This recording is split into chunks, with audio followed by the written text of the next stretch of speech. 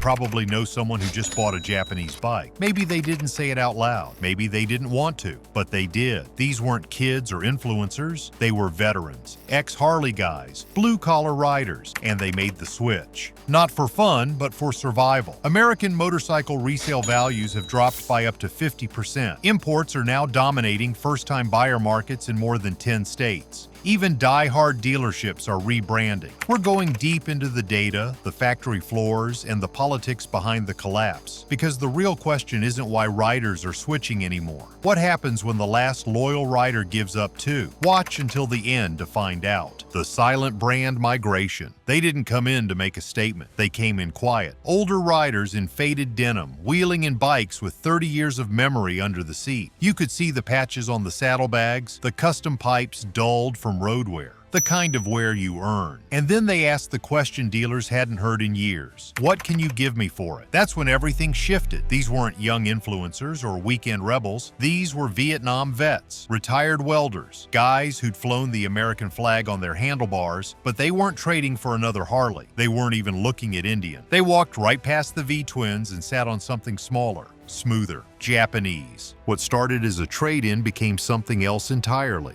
A first ride. Most didn't expect anything. It was supposed to be a favor to a friend, a loaner bike, a quick spin around the block, but the moment they swung a leg over a Honda or a Yamaha and felt the low seat, the responsive clutch, the balance, they knew it wasn't just the weight that was different, it was the ride. One that didn't punish your joints or make you wrestle for control. One that didn't roar, it spoke. One rider in Pennsylvania, a Harley loyalist since 1985, called it betrayal and relief. 30 years on American steel, and suddenly he didn't have to fight the machine anymore. His words, "It felt like the bike wanted me to win."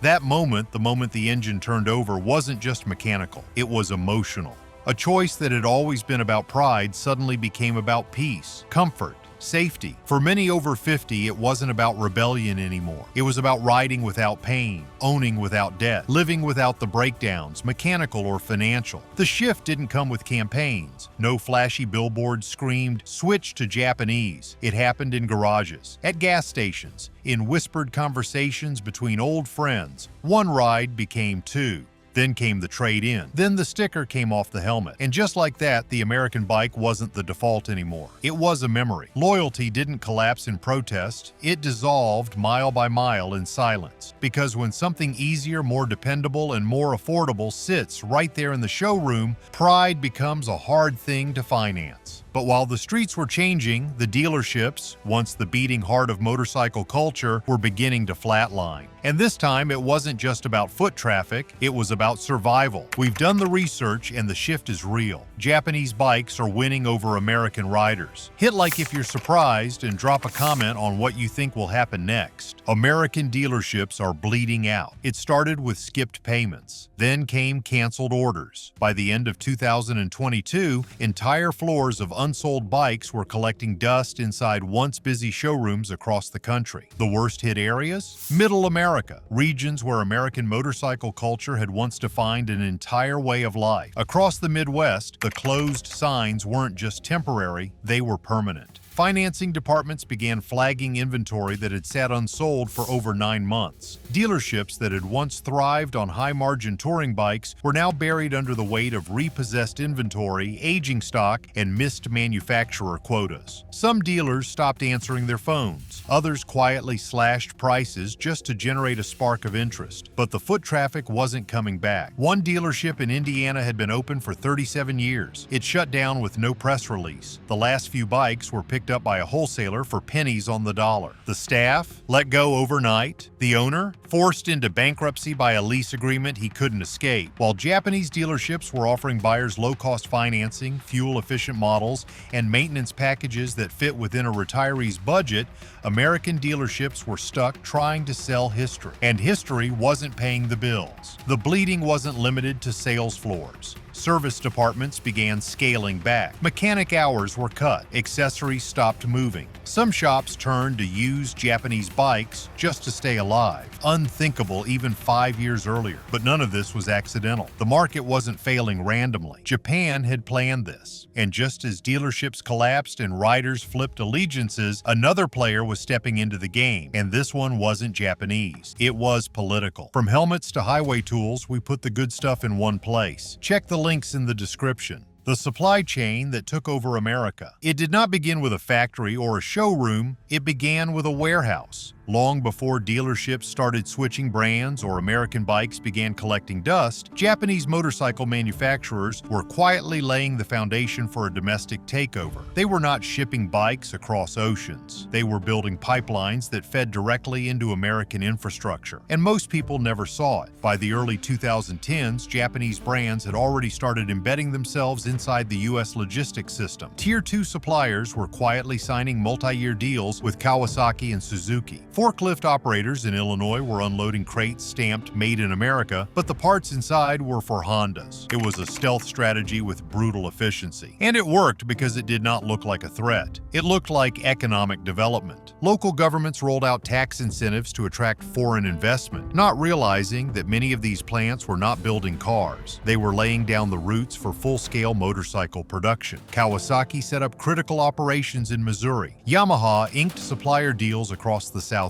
And Honda, it had already built an entire parts manufacturing ecosystem in Ohio by the late 1980s. By the time American companies realized what was happening, the distribution advantage was too big to match. While HarleyDavidson was shipping parts from overseas or relying on outdated just-in-time systems, Japanese bikes were rolling off lines with parts that had arrived yesterday from a county 2 hours away. And what made it worse? It was invisible. Most Americans never knew that their neighbor's paycheck came from a supplier making shock absorbers for a bike branded in Tokyo. But when inventory started moving and Japanese bikes stayed on shelves while American ones didn't, the pattern was undeniable. And once American riders walked into a showroom, the price tag alone made them question their loyalty. And the financing? That's where the real damage began. The bankrupting of the American biker. For decades, buying an American motorcycle was an act of identity. It didn't matter how expensive it was. You financed it, insured it, and paid the price to ride free. But freedom has a cost, and over the last 10 years, that cost has ballooned to something most riders can no longer justify. Today, the average price of a new Harley-Davidson Cruiser is over $22,000. But that's not where it ends. Loan terms have stretched to 7 years. Interest rates have climbed, and insurance companies, well aware of the repair costs and theft rates, have raised premiums to punishing levels. Then comes maintenance. Parts, service, tires, fluids. A rider financing a brand new American bike today will spend as much over its life cycle as someone buying a mid-size car. That's not freedom. That's financial capture. Japanese bikes flip that model on its head. Their base prices are thousands lower. Many don't even need financing. They're lighter, cheaper to insure, easier to service, and come with reputations for durability that American bikes lost long ago. It wasn't just about offering a better ride. It was about removing the fear of owning one. A 28-year-old rider looking for a first bike isn't walking into a Harley dealership anymore. He's going to find a Yamaha that doesn't kill his credit score. A 65-year-old retiree wanting one last tour is trading in the behemoth for a Honda he can actually lift if it tips over. These choices are not emotional. They're financial survival tactics. And as more American riders become economically cornered, the Japanese brands keep gaining ground. But it wasn't just consumers who made the switch. Even state governments began to follow, and the consequences are still unfolding. A quiet takeover at the state level. While federal lawmakers argued about trade deficits and import taxes, something else was happening at the ground level. State agencies, local police departments, and public universities were quietly changing their fleets,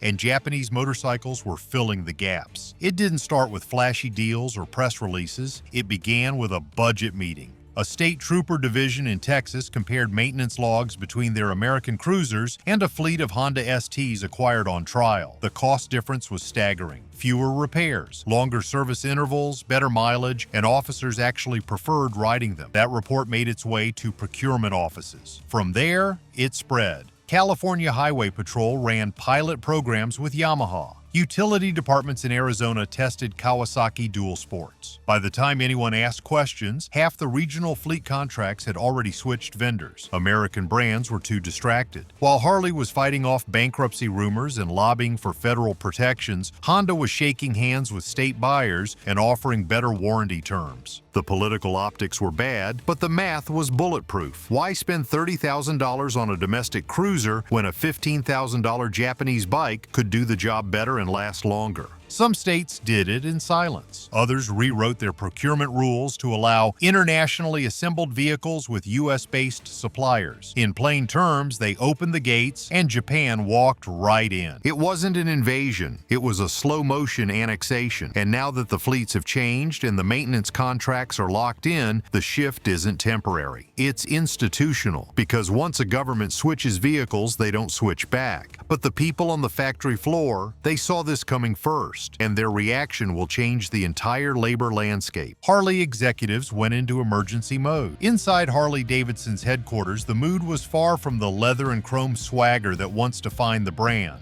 The boardroom was quiet, tense, because the numbers didn't just dip, they collapsed. Sales reports weren't just weak, they were catastrophic in some key markets. The worst part? It wasn't a mystery. It was avoidable. Internal memos reveal that top-level executives had been aware of the growing threat from Japanese brands for nearly a decade. But instead of modernizing their lineup or embracing alternative design philosophies, they leaned harder into nostalgia. More chrome, more retro trims, more heritage. While Yamaha was unveiling agile mid-weight tourers and Honda was streamlining battery integration, Harley was pushing limited edition paint jobs and anniversary badges. Shareholder calls became rituals in dodging questions until they couldn't anymore. The problem wasn't that Harley lacked the means, it was that their internal culture resisted change. Engineers pushing for lighter frames and smarter fuel management systems were sidelined. Marketing teams focused almost exclusively on loyalty rather than attracting new buyers. Meanwhile, dealership inventory turned into graveyards of unsold machines. Some regions reported a backlog of more than 6 months, while Honda dealers couldn't keep stock on the floor for more than 6 days. Cost cutting began quietly. First, it was overseas vendor restructuring.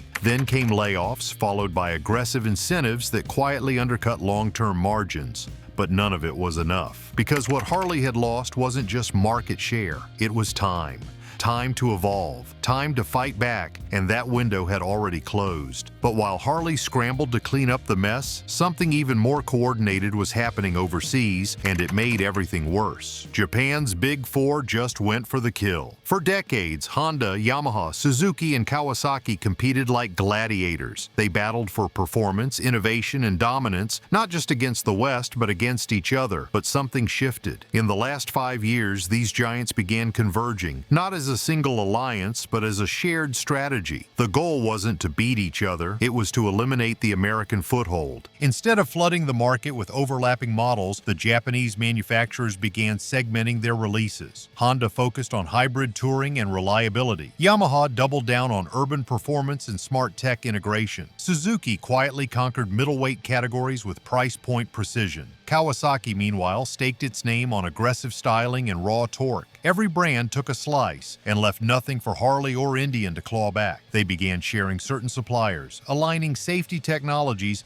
and standardizing export channels. It was a move that reduced costs across all 4 companies and made it nearly impossible for American brands to compete on price, production speed, or innovation cycles. What looked like competition on paper had become a quiet synchronization in practice. This wasn't some shadowy conspiracy, it was good business. The Japanese knew that if they competed with each other endlessly, they'd erode profit margins. But if they collectively dominated the American sector, they could afford to be selective, deliberate, and surgically effective. And that's exactly what they became. Economic surgeons cutting deep into the American market with perfect precision. While U.S. manufacturers floundered with supply chain delays and labor unrest, the Japanese brands rolled out bikes that were faster, cheaper, and more reliable. On time, every time. Their dealers didn't beg for customers. They had waiting lists. And soon, political leaders who had once stayed neutral began facing pressure they couldn't ignore. Politicians are now getting dragged in.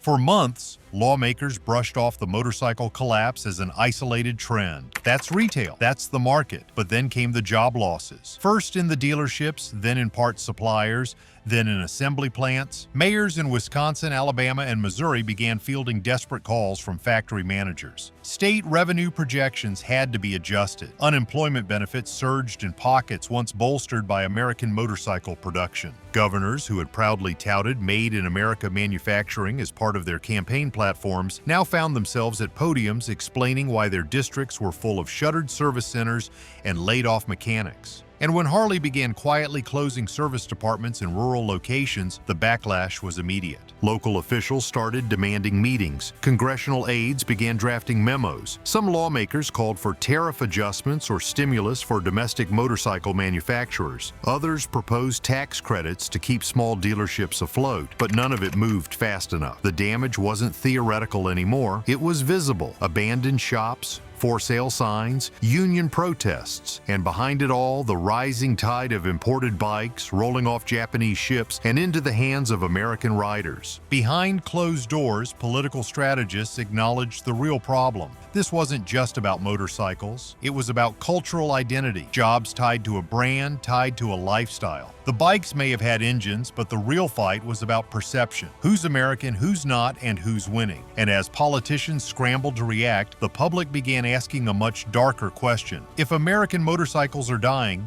what does that say about the country that built them? Workers are flipping their patches. It was never just a job. For decades, building American motorcycles meant something. It meant working with your hands. It meant community pride. It meant your uncle, your father, and maybe even your grandmother once walked the same factory floor. But now, across Pennsylvania, Wisconsin, and Indiana, that legacy is being boxed up, while workers put on brand new uniforms. And not the ones they ever imagined. Laid-off machinists from American plants are quietly crossing the line, not in protest, but for survival. They're applying for jobs at Japanese-owned facilities, and they are getting hired. Honda's manufacturing hub in Marysville, Ohio, Kawasaki's parts operation in Nebraska, Yamaha's expanded logistics center in Georgia, all are seeing a surge of applications from skilled American laborers who once swore they'd never work for a foreign brand. But now, that patch on their jacket has changed, and so has their sense of identity. One former Harley employee described it like this: "I walked into that Honda plant with my head down, but after the second paycheck came in on time and I saw the benefits package,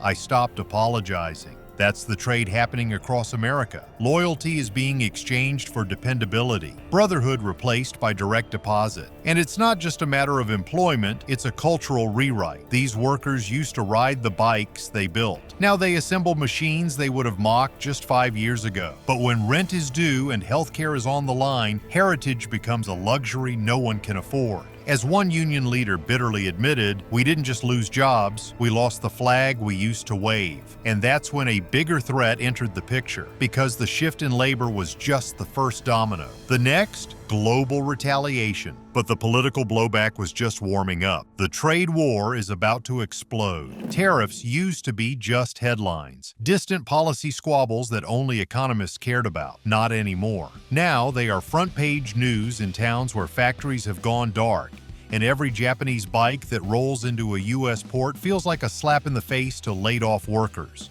What started as a pricing war has mutated into a political time bomb. Federal trade officials are under pressure like never before. With the Japanese imports flooding the market and domestic output collapsing, Washington is scrambling to draw a line. Behind closed doors, discussions of emergency tariffs are heating up. Not symbolic ones, real sanctions that could reshape the entire motorcycle supply chain overnight. The problem: America is already behind. Japan has built manufacturing redundancy across Asia, partnered with European logistics firms, and even secured state-level tax incentives inside the United States. If Washington imposes tariffs now, they may be retaliating against brands that are technically employing thousands of American workers in their states. Meanwhile, Tokyo is preparing its own countermeasures. Sources inside international trade circles say Japan is ready to respond with levies on U.S.-built motorcycles, agricultural exports, and even aerospace components. It is not just a motorcycle dispute anymore. It is the beginning of a broader economic conflict, and all of this is unfolding in real time while lawmakers beg for a pause button that does not exist. In the halls of Congress, hearings are being scheduled with Harley, Indian, and Kawasaki all in the same room.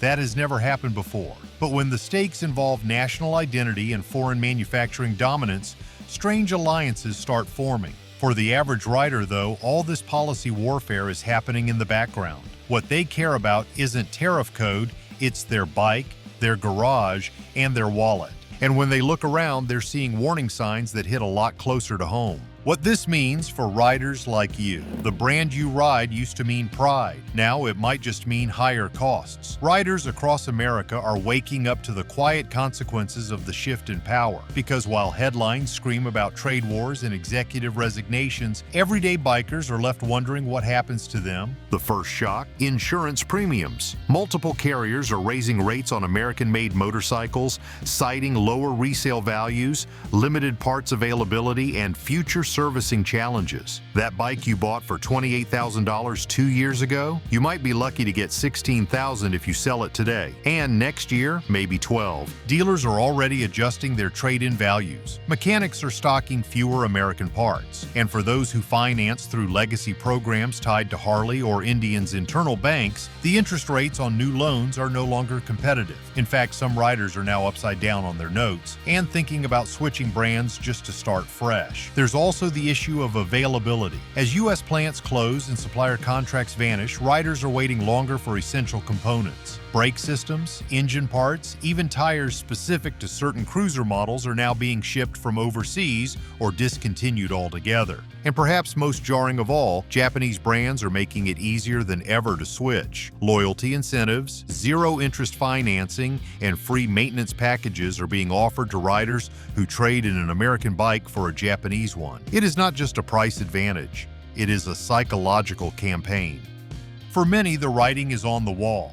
The bike in their garage might still roar with American pride, but its future is growing quieter by the day.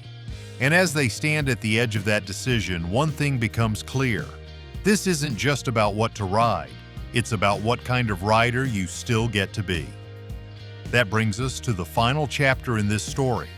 And it is not one America was ready to read. Our research shows a clear trend: Japanese bikes are dominating. What's your take? Like this video and comment below. Let's hear your thoughts. The era of the American motorcycle is ending. This was never just about machines, it was about myth. Leather jackets, desert highways, open throttles beneath the stars. For nearly a century, the American motorcycle stood for freedom, rebellion, and craftsmanship. But that era, as painful as it is to admit, is ending. And not with a bang, but with a slow, quiet fade.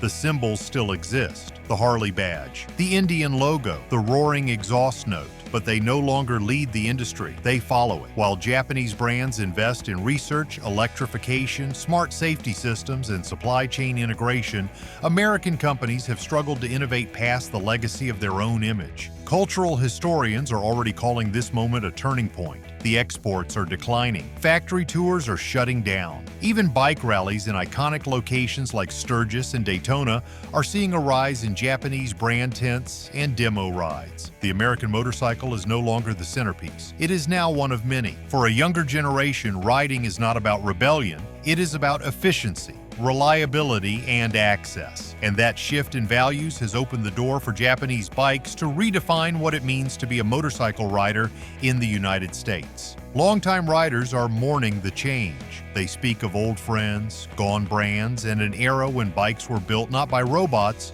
but by hands that could name every bolt on the frame. But even those voices are becoming quieter, because time, like the road, only moves forward. Now that you've seen how Japanese bikes are shaking up the market, don't miss our next video. They're going bankrupt. These 6 motorcycle brands won't make it to 2026. Click here to find out which brands are on the brink of collapse and why it matters to every rider.